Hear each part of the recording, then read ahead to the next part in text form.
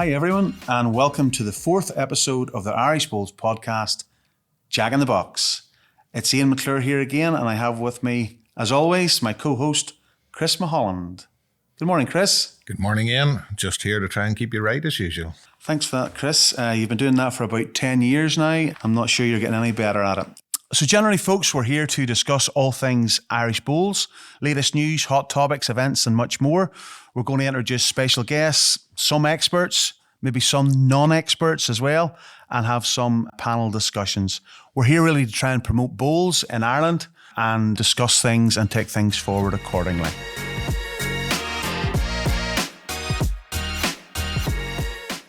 Plenty to talk about this morning, I have to say. We're going to start, Chris, with having a look at the Irish indoor ladies and men's teams, which have been selected to represent Ireland at Llanelli in Wales mid-March.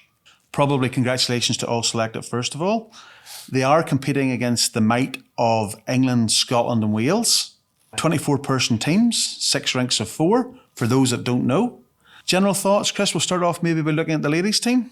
Yes, again, it's a very tough ask as always for the ladies. Don't have as big a pool to pick from in the indoor side as they do in the outdoor side. Just doesn't suit a lot of people to play indoor. They have the team out. We have 5 new caps involved in the team, 3 on the actual team and 2 in the reserves. The 3 on the team are Mary Holmes from Belfast, Amy Carruth, Belfast, and Lorna McMullen, Belfast. And then our 2 on the reserves are the 2 young Frasers, Ellie and Erin Fraser, both Belfast as well. Brilliant. They're not very old. No, around 13, 14 might be. Tremendous, yeah. Great opportunity for them to go and witness what international indoor bowls is all about. Yeah, at that age, it'll be a great experience for them just to see and obviously see the level of competitiveness that's involved at that scene.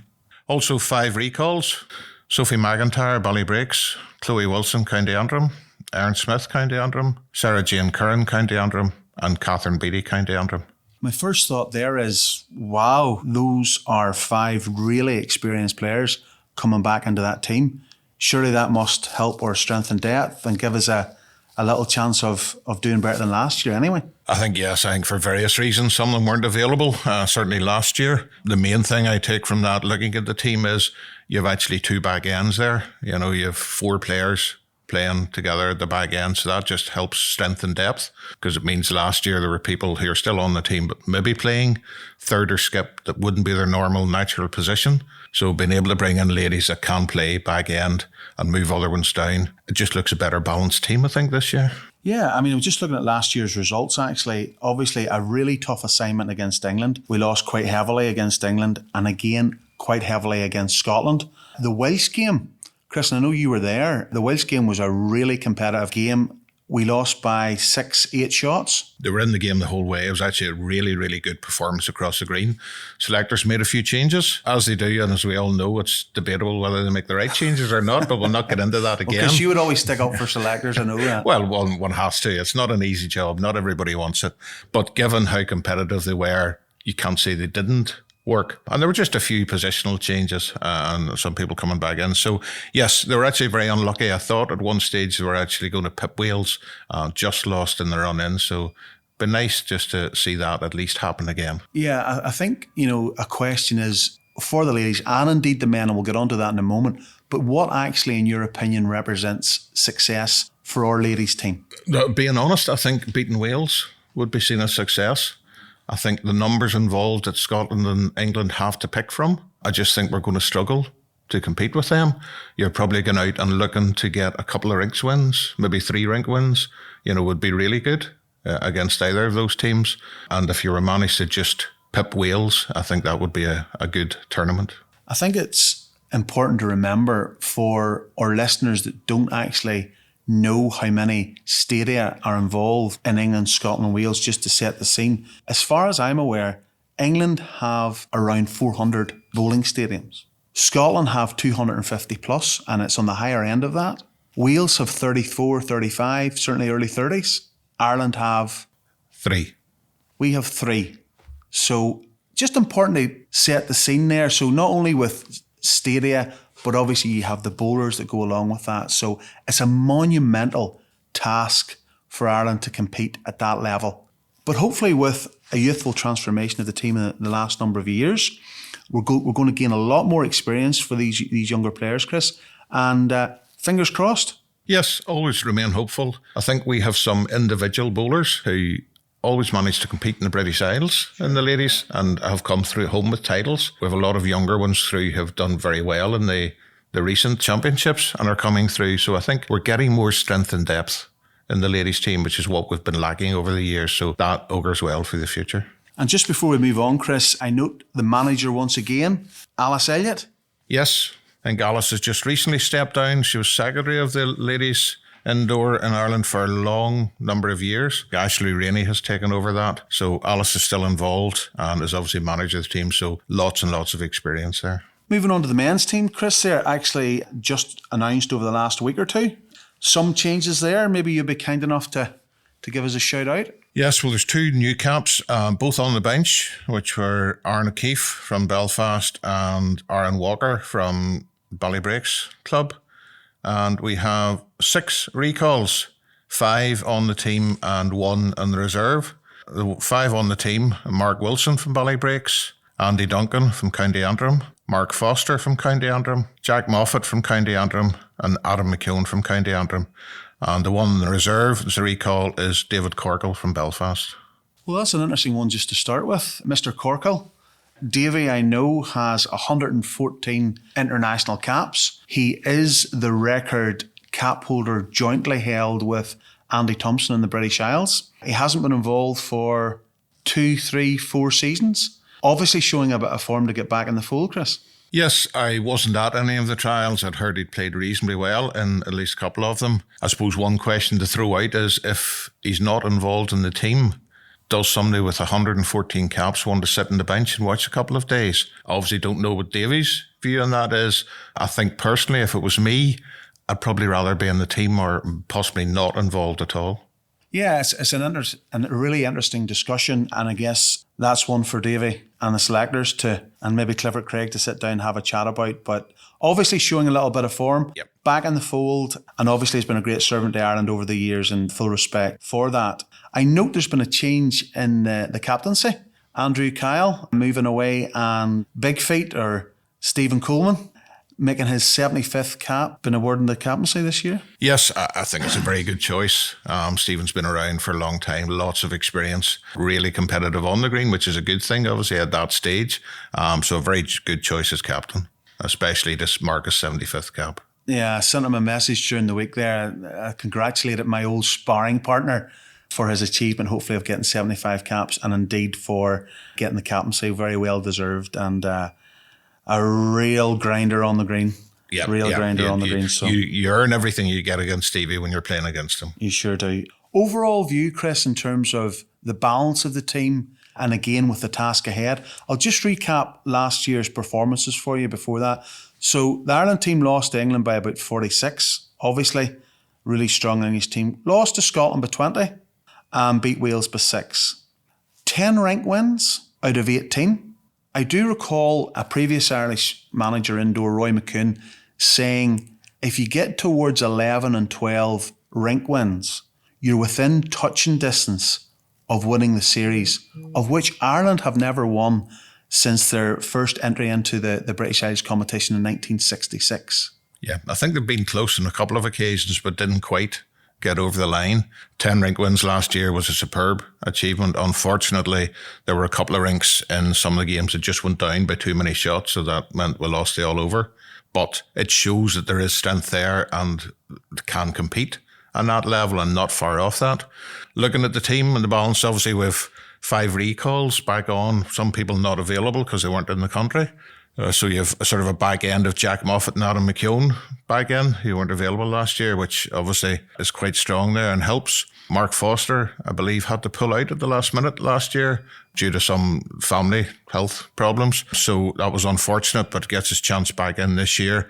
And again, is in at 3rd. You have Andy Duncan back in at 3rd as well in the rink, and Mark Wilson in at 2nd. So, you know, the recalls, you would looking across, you think probably strengthening the team. No disrespect to those that have missed out, but you can't sort of question the quality of those people coming back in. Yeah, unfortunately, Mitchell Albert has missed out on this occasion. Colin Hogg, an elder statesman of the game, shall we say, has gained a starting slot after a good performance in the last game against Wales last year. Best wishes to Colin. Commiserations to Mitchell. Robbie Kirkwood skipped last season, now been selected at number 2. I would have to say probably a surprise that he's not still playing back end. I believe in the trials, he didn't play skip in all the trials, so probably the majority of people probably thinking he'd be slotting in a third somewhere. But the selectors have gone a different route, so he slotted in at second. Obviously going to be a very strong second in that rink. Yeah, that rink that's Stuart Bennett's rink. Marley Peak, Robbie Kirkwood and Ali Coleman. That's correct. Looks a good combination. It looks a very strong rink. I think, Chris, in terms of what you said about never having won the series, I will share with you a story I suppose I've heard, and I believe it is factual, obviously. Ireland did have a bowl to win the series back in the late 70s, delivered by renowned Irish bowler North McQuay. I had to draw within a matter of inches or something to actually win the series, and Colin Campbell actually shared that story, I think, with the both of us quite recently. Obviously, we've never won the series. I think we've alluded to the fact of how difficult it is. So looking at the team we have, looking at the players we have back, what represents success in 2025? Well, you're always trying to go better than you did each year. 10 rinks wins, like I said, is very, very good last year. If they're able to get that up by another rink or 2 win, then they're probably very close to winning the series. I'm not sure what the schedule is this year of who they play when, but obviously getting a good result in the first game is what you need. Lose the first game if it's against Scotland or England, then you're struggling to come back. Especially England, who tend to dominate. They're just in from the start, from lead to skip. So looking across the team, if everybody performs, and this is a big thing about performing on the day, if everybody performs to their ability, I think they're in with a good chance. But it's producing it when it matters. Yeah, that first game is indeed pivotal, both for the ladies and for the men. It really sets the scene for the series. Interestingly, Ireland have beat England once. I've been involved since 1991. We've beat England once in that time, 1993 at Swansea. That's a long time. Yes, had a better record against Scotland, beaten Scotland several times, my belief. But yes, it's hard to get over against England. You just can't afford anybody not producing it on the day. Yeah, and obviously here in Ireland, the level of competitive stadium bowling is an issue and has always been an issue and always will be an issue. So that puts us in the back foot to start. And that's not to say that we can't be competitive and we cannot do something special, but I think it will be special if we ever do lift that series. Well, I think there's been a couple of things introduced over the last couple of years to try and get the top players playing against the other top players more regularly, because people tend to play in their stadiums, and with no disrespect to the leagues and that in the stadiums, they're not obviously top level, play all the time. So I think there's a wee bit of work gone on in the last couple of years. Clifford Craig has introduced a couple of events, and there was a good event held at the County Antrim Stadium last year that had all the top players involved. So I think the more that they can play against top players on a regular basis, then it just improves the standard and the level of play. So best wishes to our ladies and men's internationals teams in Llanelli in mid-March. We'll watch this space and we'll obviously revisit it, Chris, in future episodes. We're moving on to the World Indoor Championships, the World Bowls Tour at Potters in Norfolk, 10th to 26th of January. Ireland are represented in the singles by the in-form Adam the Brain McKeown, plays Robert Paxton. And then in the pairs, Chris, we have Matthew Crawford and Mark Foster playing James Rippey and Jack Butcher, the qualifiers from England. Yes, we'll start with the pairs just because they're actually first. The boys are on in the afternoon of Saturday, the 11th of January. So if any of our listeners are about, that would be worth watching. I think they have a reasonable chance. Obviously, their first experience over there. If they manage to get through that qualifier, they have the enviable task of playing Paul Foster and Alex Marshall in the next round. Oh, what a draw. So that would be something that I'm sure both of them would really enjoy getting the chance to play against. So we wish them all the best in that. And obviously, as you said, we have Adam in the singles. The way Adam's playing recently, I actually fancy Adam, could go quite well in this tournament. Not that he has an easy draw against Robert Paxton, a very experienced player. Fair to say, Adam was just back from Australia and played in the tournament this year and won it. The same as Ali Coleman, who came back from Australia and won it in the previous year. So maybe that's a secret if you want to try and win the qualifier, is to go to Australia for a few months and come back and play. I think you're probably right. Have to say, Adam, very in form, obviously playing well. The difference is when you go to Potters, you're not playing on a traditional indoor carpet. You're playing on a portable surface where the seeds are used to the characteristics of the carpet. For the listeners out there that maybe haven't had the pleasure of playing there, your yard on, your 2 yards on is very, very difficult to play. It's really more aggressive on the weight shot or drawing. Obviously, the more play Adam gets on that surface, and indeed Matthew and Mark, the better for the guys. I actually think the surface will suit Adam. He's obviously had a lot of experience playing out in Australia, playing on quicker greens. His strength is the draw, and he tends to stick to it. I think he did say in one of our earlier podcasts that he's quite risk averse. So he's likely to just stick to the draw and just keep trying to draw. And if he can't get shot, he'll get second shot. So, I just think it's worth just keeping an eye on how he does in this tournament. I mean, it's a tremendous place to play bowls, full auditorium, the whole buzz that it creates. It's on BBC Two, the second week of the singles. 1984, Chris, Jim Baker last won the singles. It's about time we had another winner, I think, from Ireland. Not a selected event. Anyone can enter these championships. You pay your money, play your qualifiers. You have a chance. So it's nothing to do with selectors. You have a chance. I have a chance. Everyone has a chance to play at Potters and win the World Indoor Singles or indeed the World Indoor Pairs. Yes, there are various qualifying events held across the world and in the UK, a number of venues in the UK, and people from England, Scotland and Ireland travel across that. So you're not just playing against people from your own country to qualify. There are a number of people from England and Scotland that came across to play in the qualifying in Belfast. So you're having to play well to get to that stage to start with. But as you say, it is open to anybody, which is good. 1984 Jim Baker illustrates the difficulty and the challenge of winning this event, Chris. Can you name our last pairs winners? No. My goodness. Has Ireland ever won the pairs before, Chris? I know you're putting me in the spot here. I am. I'm throwing you under the bus again. Yes, nothing unusual. And no, I have to say, I couldn't tell you that, no. Okay. 2004, Ireland won the pairs, the only time they've ever won it. Jim Baker's only time in the singles. Am I shedding any light in this, Chris? No. Okay. The winners of the 2004 World Indoor Pairs was Jeremy Henry and Ian McClure. That's obviously why you were telling me. And you didn't know? No. My goodness. Let's move on. Para test match, Chris. We have against England coming up the 10th to the 12th of January in Solihull. Looking forward to that event.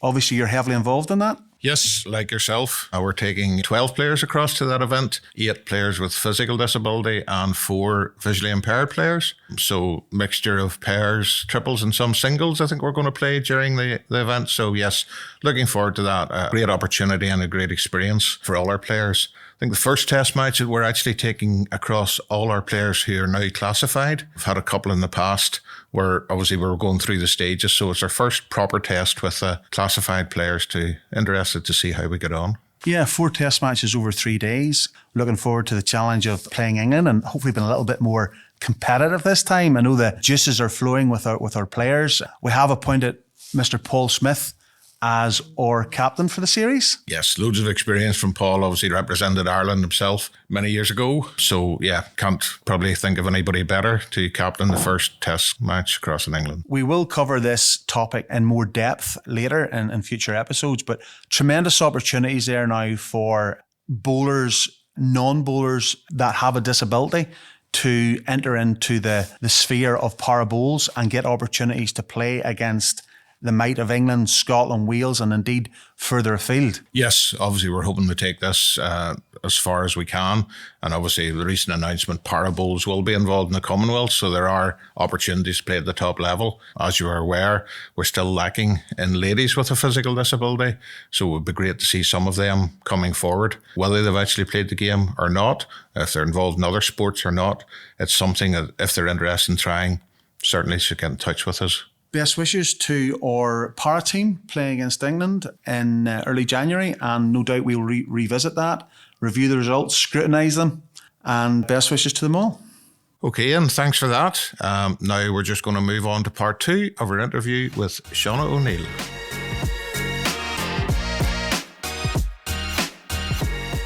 In 2023, we took a trip to Australia. We did. How did that come about? So I like to kind of reflect on my seasons when they come to a finish, and I was came to September in 2022, it just finished, so I lost the European final on a tie end. I came home medalist from the Commonwealth Games, And then I came back and I had 4 Irish finals to play in, and I lost all 4. And it was just a really, really hard season. Although I was delighted to have been a part of the Commonwealth Games, it was just hard. And I knew that I had the test match in March coming up in Australia, and there was the possibility of me getting selected for World Bowls you didn't know in you were September. selected at I this didn't know at stage. that point I was Selecting wasn't selected. it? Yeah. And I just thought, you know what? I think I would love to stay out in Australia for that 6 months. And if I was picked, then happy days. I had all that prep and all to put in. And if I wasn't, a break away from outdoor wouldn't be the worst for me. So it was an opportunity. Personally. You saw it as an opportunity, It was an opportunity. which was possibly going to help. Yep. If you did get selected, yeah, it was obviously, always as well, a dream. I think anybody who knows bowls in Australia, it is absolutely amazing out there, and it's kind of a bucket list thing, and it just seemed to come at the right time for me.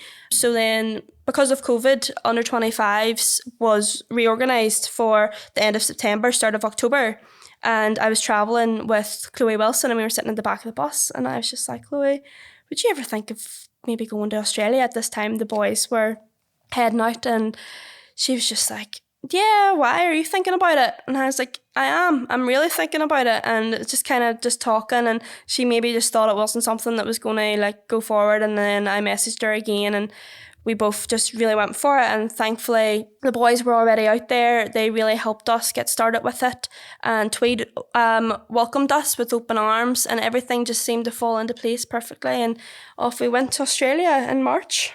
It all helps then. So you totally enjoyed the experience, obviously. It was absolutely amazing, and I am so happy that I did it. Do you think you can back a better, we'll go on to the World Championships, which you did shortly, but do you think you can back a better player for your time in Australia? Yes, I feel like I came back a better player. I learned so much about my game out there, but it's not just as a bowler that I develop, like as a person. When you go out and you move away from all of your loved ones and everything that you know and that you're familiar with, and you just pack it all up and go to the complete other side of the world, you have to learn a lot about yourself. And I think I not only bettered myself as a bowler because I was playing against great opposition in tough conditions, and I was practicing a lot. I was able to put so much more time into my game because I literally went out there to focus for 6 months, and I found out, my weaknesses and worked really hard on them and bettered my strengths. And just as a person as well, I just grew so much. I matured so much, and that there also helps with your game, I think, with the mentality side of it. So obviously you got selected for the World Bowls team. Yes. So you're in the right place to be getting some practice in. 100%. I take it you felt that obviously your time in Australia then just leading up to the World Bowls must have helped. It definitely did, to get that experience on the greens and to learn as much as what I did, especially when I played in the Australian Open, which is a massive tournament. I got the UBC, I was playing pennants for Tweed. I was throwing myself into as many tournaments as I could just to learn as much as I possibly could, because I knew that obviously we had a slight upper hand on some of the countries that weren't out in them greens, and me and Chloe were playing with each other in both disciplines too. So we knew that if we played as much bowls with each other as well, to learn each other's games, that it just became second nature and what we're calling each other, and build that communication, that friendship, that we'd have a really good chance. So I feel like it worked out quite well for us. And Shauna, just to come in on that point, the ladies team at Tweed is pretty decent. Yeah, they're not bad, to be fair. There's a few international players, few quality players to learn The from. Tweed ladies were absolutely amazing, and I'm standing here playing with them just thinking, wow, user class. And it's not even their bowling ability that was amazing. Being surrounded with powerful women who are just all about encouraging each other and empowerment in each other and driving each other on and just being supportive was so different to anything I've ever experienced before. And to be surrounded by people like that made you feel great and made your bowls feel important. I was leading in the team, and I just felt great playing with people like that. And I was like, I want to take that home with me. I want to make our ladies feel like that, because it was just an amazing team to be a part of. I'm saying playing with that support around you and that quality of opposition and intensity of play. Yeah. It has to be good then for coming at leading into the major Championship. Yeah. Which obviously then you secured a bronze in the triples. Yes, we did. So it was kind of like the same tale as the Atlantic Rim, where the fours just didn't go to plan at all. We started off with tough games against India, who were the Commonwealth Games fours medalists. They won gold. And then we had Australia next. So we knew our first 2 games were really, really tough. And against India, it was going well. We were leading and everything was kind of going to plan. And unfortunately, what was not in our plan was the Indian skip playing bomb after bomb. She was unreal. And she just really, really sickened us. And they managed to win that game. And they showed why they were the gold medalists. To be fair, they'd played very well. And we just kind of had a reset. And we knew the next game we had a massive one against Australia. And I think whenever I was listening to Adam, he was saying that he would have maybe feared or been nervous playing against the Aussies if he hadn't have been out there. And I feel like I would have been the same, but I was playing against ladies that I had played with or against multiple times now. And yes, they are class, but we had 2 bowls each, as well as them having 2 bowls each, and that's the attitude you have to go in with, that we're good players and they're good players and we could still do it. So we tackled it with that kind of mentality, but unfortunately, like, they were class and they beat us, and automatically you're kind of on the real back foot. You've lost 2 games against 2 quality opposition, but that's the level you're at. You're at World Bowls, do you know what I mean? And depending on the section you're drawing in, it can be slightly easier or that, but you're quite right. You need the right mindset to go into those. And instead of looking up to those players, you need to be thinking, well, you know, I'm as good as you can. Yeah. On my day, I'm as good as you are. And so you have to go we in did with the go right in with mentality. that mentality. Unfortunately, it didn't work, but then we flipped things around. We were all just trying to get settled. It was just like one of them things, right? The fours hasn't gone to plan, but we still have these games to build on our momentum to start for the next kind of tournament. You kind of look at them as 2 separate tournaments. You have 2 separate chances to win medals. And whenever that came to an end, we were watching the men and we watched Marty, Ian and Stuart. They got bronze. So we were watching them get onto the podium. And then we watched Gary and Adam's pairs final. And to see them become world champions, and you're watching them step onto the podium and our national anthems playing and the goosebumps you're getting. And I just remember standing beside Chloe, and she's Adam's partner, and I was just like, that's going to be us. I didn't say like what colour, but I was like, that's going to be us stepping on that podium. I wasn't like, I hope that's going to be us. I was like, that is going to be us. Just something clicked in me. I was like, I do not want to be going. It's good to have that belief. You have to believe you can 100%, do that. If you don't believe that you're going to, then you're not. And that's just the simple aspect of it. So I stood and said to her, that's going to be us. We're going to be on that podium. And she was like, yeah, we are. And that's kind of the mentality then, was complete focus on the task ahead. So came to the triples, and that's kind of exactly what it was. It was just check, just winning each game as we could. And it came to our last game against Hong Kong, and we knew that a draw or a win was enough to qualify us. So at least it was in our hands and we had control over it, and put in a solid enough performance to draw with Hong Kong, which got us through out of the group. So it was kind of like happy days. I remember sitting watching that game just outside Broadbeach with Neil and Gary McElroy and Sturdy, Marty and myself. To watch that, obviously it was a pivotal game. Yep. It still was all to play for. Yep. And there was certainly a lot of nerves on our side for you to get through to that playoff. Yeah. And it was very exhilarating to see you come through it, like, because you deserved it. Yeah. But at the end of the day, we all know you don't always get what you deserve. 100%. Bowls can be so cruel at times. I think we've all experienced parts of that. So whenever it was coming, I think Chloe had to play the bowl to get us actually through. She drew the shot, and just that feeling of knowing that we had got out of our grip, that was kind of the first objective for us, and we had crossed that, which was great. And then you're waiting on the draw kind of to hear who you draw next, and we just knew, like, you're at the quarterfinals of World Bowls, nothing is going to be simple. No game's going to be easy. So we heard that we got England, and we were like, right, okay, we can do this. So it was at Helensvale, and it just did not go to plan at all. The start, oh my God, you're standing there, you're like, this is a disaster. I think we were like 12 down or something, and we kind of just regripped. It's something that massive we've learned, that, you know, games aren't over until they're over. And I think with that experience, especially with me and Chloe, having played, Commonwealth Games, having been out in Australia for all that time, and that wind can pick up or the greenspeed can change, and just even if a game starts well for someone or starts poor for us, it can change so quickly out there. And we just regripped and we were just like, you know what, all we have to do is string a few ends together.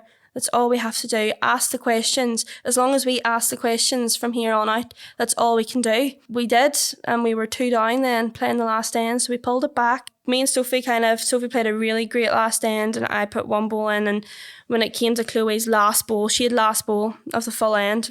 We were lying 2. And she got down her hunkers, and I just remember looking at her, and I got down with her, and I was like, we're lying at a draw here. 10 ends ago, we would have took that all day long. I was like, you can do it. I was like, you're drawing just like any other time that you're drawing a shot. I was like, this is your strength. This is what you're good at. You can do this. But if you don't, we still have another chance. It's not the end of the world. I was like, just give your all to this ball and let's see what happens. And she's like, right, I can do it. And she downed her down, and Chloe wouldn't be the fastest anyway, to be fair. True. It felt like forever before she was bowling this ball. I was just standing there like, oh my God, please just deliver this ball. Just get this thing out of your hand. Like, let's do this. And she let it go. And as soon as she let it go, I was just like, she's so close here. She is so close. Please just nothing else happen, because this line is perfect.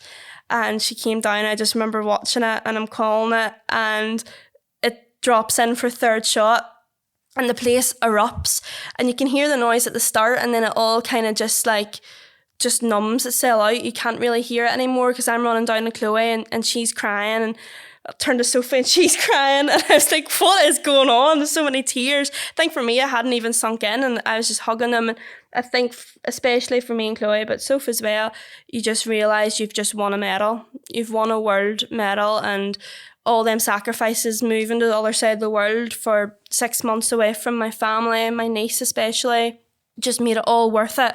All in that moment, just everything that I had went through for them 6 months, or even the full year from the Commonwealth and everything, just made it so worth it, and just made us more relaxed then for the next game when we were playing our semi-final against Australia. We came through the same group with Australia, and again they beat us in the group, but I think our whole mindset for going into that semi-final was the pressure's on them. This is their home turf.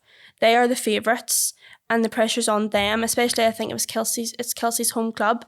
So there was a lot of pressure on them, and there was none on us whatsoever. And we knew regardless that we were going home with a medal, and just something seemed to switch in us. Like, we took them toe to toe the full game. They did not get away from us. We didn't get away from them. It was just such a good game to be a part of. It was really worthy of a semi-final, and we went into the last end. It was kind of the same with England. We were 2 down playing the last end, and we were lying 1, and again Chloe had the last ball of it, and I says, you can do this. This is what you have practiced for, trained for, and I've already seen you do it. You can draw this shot to take us to the tiebreak. And I just had so much faith in her, and she let it go, and I knew she was down a great line again. And I'm not even joking when I say she was 2 inches away from getting us that tie end. Just 2 inches. She was so close when we came off, and obviously you're disappointed. If the first thing you don't feel is disappointment when you lose a match, especially a world semi-final, then you shouldn't be there. You should be disappointed for not. Everybody wants to play in a world final. So we were, but whenever everything had sunk in and we went back and we reflected on the whole tournament, and to know that we were going to be standing on that podium like we wanted to be, it was just a great feeling. It was a great feeling to do that. Yeah, and I mean, people have lost out in the measure. A couple of inches is nothing for a bowl. I'm going to take you back slightly. Your quarter-final, 14-2 down. Yeah. Sophie McIntyre, Shauna O'Neill, Chloe Wilson, aged 22. Our average age was 21. I unfortunately brought it up. You were the oldest of the 3? I was the oldest of the 3, which is very humbling. You of that. Sophie was 19, Chloe was 21, and I was 23. So the actual character to be able to come back in a quarter-final from 12 shots down to not sort of throw the head in, as a lot of people have done. Obviously, all the preparation and all the things that have gone on, behind the scenes with Sport NI and all that, obviously comes to place, but you just have to believe in yourselves at that stage. Yeah. So to show the character you did, to come back, and then obviously Chloe be able to produce the bowl under pressure she did, emotions must have been amazing, to get through. And you're quite right. At that stage, you know you won a medal. The pressure was all off you. You played a really good game in Australia. Another day that would have just gone your way. Yeah. But you're standing on the podium now. You've missed out in the Commonwealth Games. How does that feel? It was unbelievable just to be able to stand there beside two really, really good friends, and then you're looking out and you can see your team and you can see that they're genuinely so happy for you achieving this, and it was just such a great feeling. And all I could think about, because I knew at that point that I was going home, was that I'm bringing this medal home to my family and they're going to see everything that I put in for 6 months, for leaving them for 6 months, that I was bringing back something. It just made it all so worth it. I think, that is a wonderful description of what actually happened, and it sort of takes me back having been there, and I just think it's absolutely remarkable. I'm close to a tear here, Chris. And I mean that genuinely. I'm not even being sarcastic. I mean, remarkable. And I will say this also, the unit that Shauna referred to of the girls and the part they played and the success of the boys winning gold in Leamington, they weren't successful on that occasion, but it was just so great from a team perspective to see that young triple get their rewards, their due rewards for all their hard work and their preparation, never letting their heads go down, and their team ethic and the support that they gave, all the girls and indeed all the lads as well. It was super. Well, I'd say as she was going through the description and talking about Chloe, being very slow to play the bowling, I'm thinking, yes, I've seen Chloe walking up, and obviously you're waiting on it. Seemed like age. I was actually just imagining that could be in McClure walking down the green, and somebody thinking, how slow is he going down to play the ball as well? We've always said they should play mixed pairs together because they're literally just Chloe the same and I person. have been in talks about a mixed pairs event, and we're just waiting the nod from Neil Booth to team up together. Now, they do call her Sloth Tilda. Yep. That is her name. I don't think obviously. She's fond of it, but that is her Well, name. she has to. That's She has what to she's accept what called. she She is. has to accept it. Very much so. Obviously, it's going to be 15 ends and 4 hour time limit. So, moving on, 2023 obviously finished in the high, really good year. 2024 went reasonably well with you as well. You won the Irish outdoor, am I right? So I won the Irish ladies singles this year, which was pretty good going, to be fair. And then pretty good in the Europeans as well. Silver medal, was it? Silver in the Europeans. I just can't seem to get that gold at European level, but silver with Hannah, who's a really, really good friend of mine. So I was delighted, especially for her and the girls. They were able to get gold in the fours, which was absolutely fantastic, especially for Hannah and Rachel. It was their first kind of big event for them to do that. Was class, and then teaming up with Hannah in the pairs and getting a very getting successful silver. European Championships all round, obviously. It was great, a great team to be three a part of Limavegas again. girls. I know, bad. Yes. Right? No, we Yeah. Limavegas. And again, we'd probably go back to Ryan O'Neill. And Well, I was going to say, and it's amazing that basis it gives people, and obviously Hannah and Rachel are, top short mount players as well, and obviously have a good grounding from there as well, and only more recently come into the outdoor and the indoor side as well. So, sort of just to move off everything and just cover a few general things, what do you consider your best attribute on the bowling green? I would say I'm quite a positive person on the bowling green, and I don't give up very easy. I will literally keep going until it's finished. I'd say I'm quite level-headed. I wouldn't really let too many things annoy me. I kind of just live by, you can only control the controllables. There's nothing else. Approach. So that's just kind of the way that I approach the game now, yeah. Anything you'd like to change about yourself on the bowling green? On the bowling green. If there's not, that's fine. No, there's always room for improvement. I'm just trying to dig deep in the brain here to find out what I would like to change about myself. I would say sometimes I rush things. I just need to I get caught in the pace of things sometimes. I'm quite a quick player naturally anyway, and I think sometimes, especially when it comes to bigger bowls, I just need to take a deep breath and just breathe. You are a quick player on the mat. Yeah, I'm very quick. So sometimes I think Unlike some others close to me, you are a very quick player on the mat. Need to take maybe one leaf out of that book and just take a wee breath. One leaf. Well, just the one. Anybody in particular that you have as a bowls mentor or you've tried to model yourself on? And has this changed throughout the years? The person that I admire the most has stayed the same from when I was a very young girl is my dad, Ryan Thought O'Neill. you were going to say that, I have to Yeah, say. I think No, it's and I'm not surprised by that. Yeah, he has definitely been a massive influence in my career, and he pushes me to be the ultimate best I can be, and he's always at the other side of the phone or comes and watches anything that I'm involved in, and he's always there for me. And I think whenever you have someone that you admire that's actually a part of your life, it is very special too, instead of, these bowlers that you don't actually know, that's just good. So yeah, definitely my dad. Maybe a more difficult one for you. If you could change one thing within our sport, what would it be? I think our sport can be a bit backward, more so at the ladies' side of things. Still playing in afternoons is hard. I don't know how we're going to attract younger people or younger women in work to come to the game or even not just, I understand with the league in the afternoons and stuff, but just be flexible.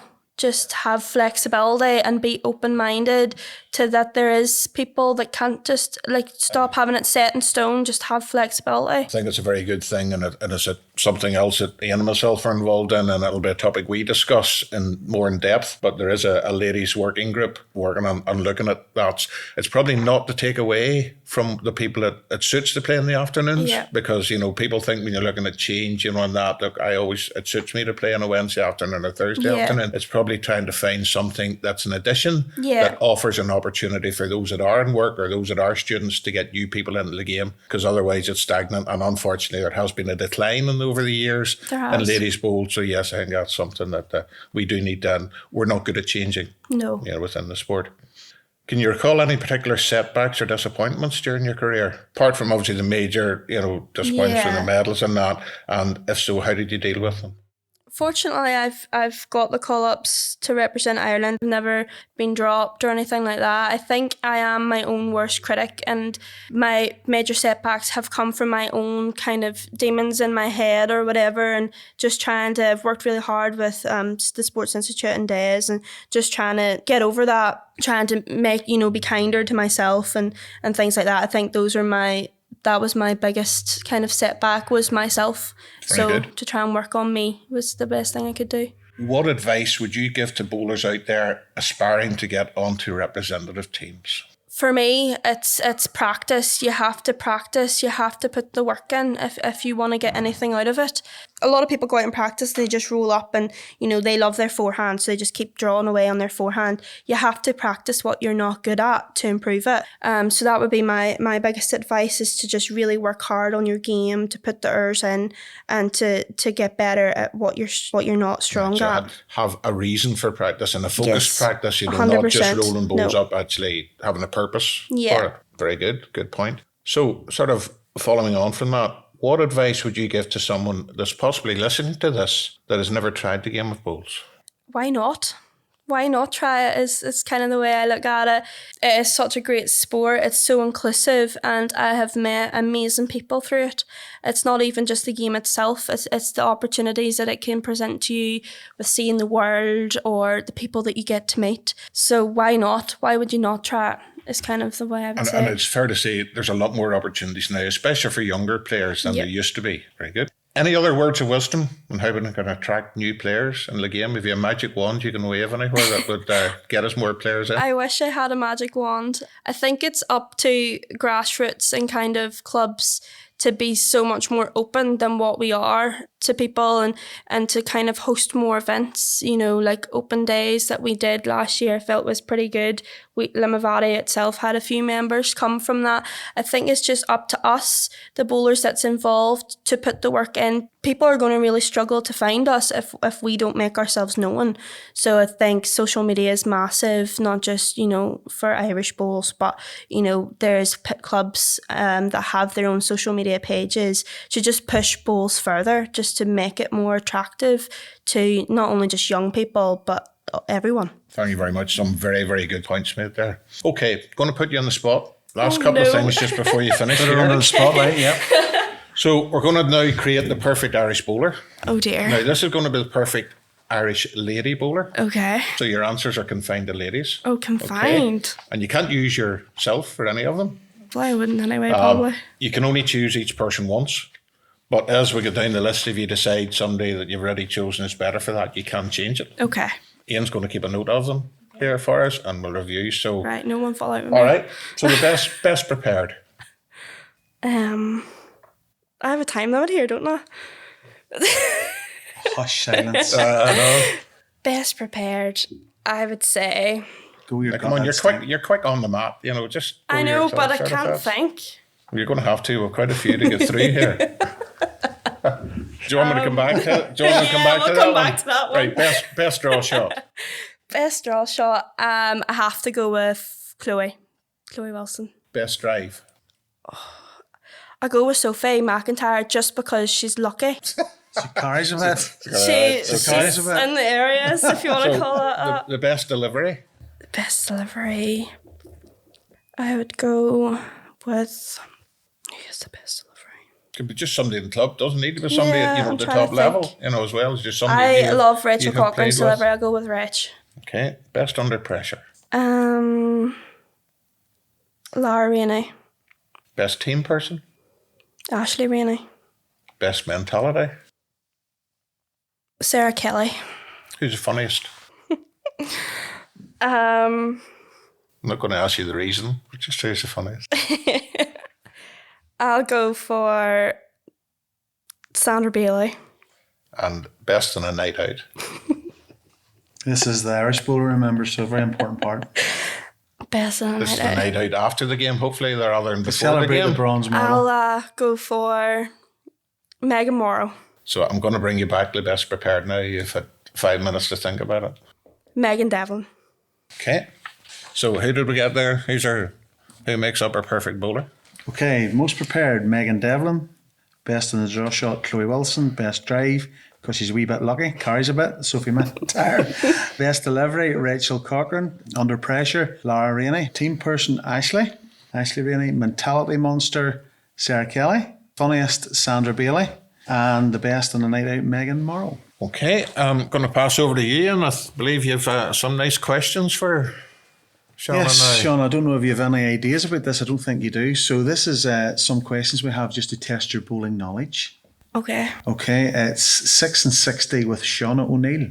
Okay. Wow. Now, obviously, you're very apt at knowing your sport and all the rules and regulations and the history of it, because I know you never stop talking about bowls. So here we go. Yep. Let's test your knowledge.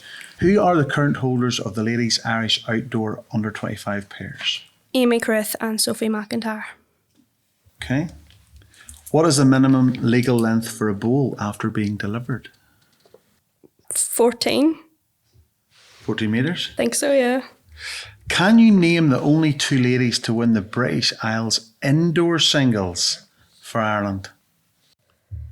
I'd say Margaret Johnson's one of them. And Was before Margaret's time. so well before my time. Well before your time. It's your history. No. I've no idea. Pass. okay, Sorry. we'll move on. We've got wee Maggie. Fourth question. Since 2018, a member of the same family has won an Irish ladies outdoor title in either the singles or the pairs. What's the surname involved? Kelly. Question 5. In what discipline did Ireland ladies win their most recent British Irish title? And do you recall the year and who it was? Outdoor. Indoor. Indoor recent British Isles title was probably, I think it was triples. And it would have been Chloe Watson, Cleda Ine, and Sandra Bailey, possibly 2017. Okay. And the final question, a bit of a strange one. We normally remember all the skips involved in our teams, but can you tell us who were the thirds that started the very first match for Ireland in last year's Indoor International Series? So we're looking for the 6 thirds. Last So a point year. for each. For the first game. Obviously there may have been a change or two, I don't know, but first game. Who was my third? Zoe Stratton was my third, so that was one. And Alison Morris was one. Valerie Steenson was Dessa's third, I think.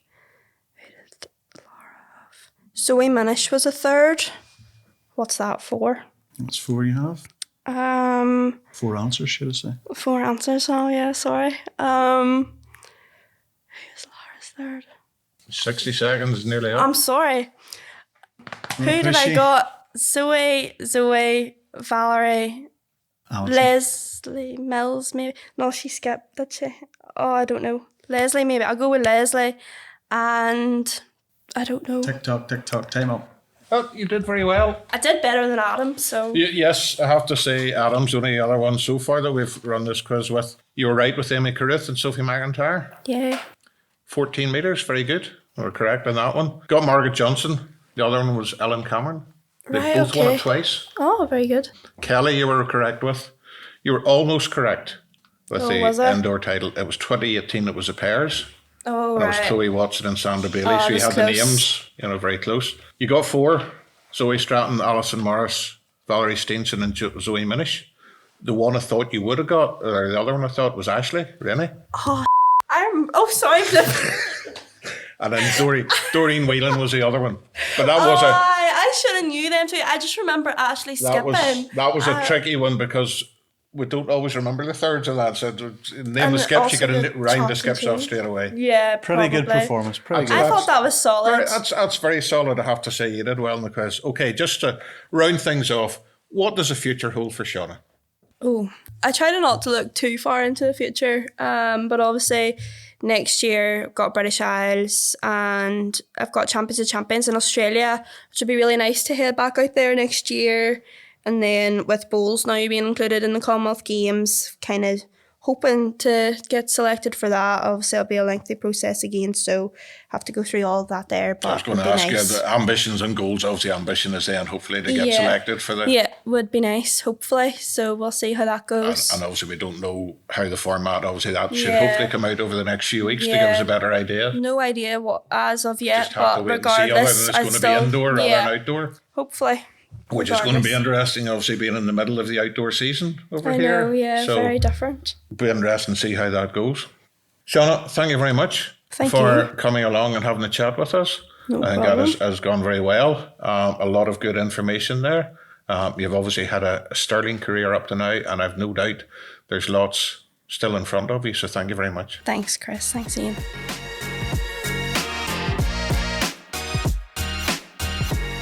Ian, just over to you, your thoughts on that. I thought there was an awful lot come out there, an awful lot of good stuff, and some good comments in relation to people aspiring to represent their country and also those who maybe aren't in the game and how we attract new people into the game.